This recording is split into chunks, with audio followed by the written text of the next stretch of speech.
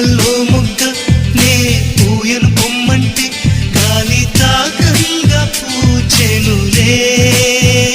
అయితే గాలి గెలిచిందననా లేక పువ్వే ఓడిందననా? రాళ్ళల్లో శిల్పం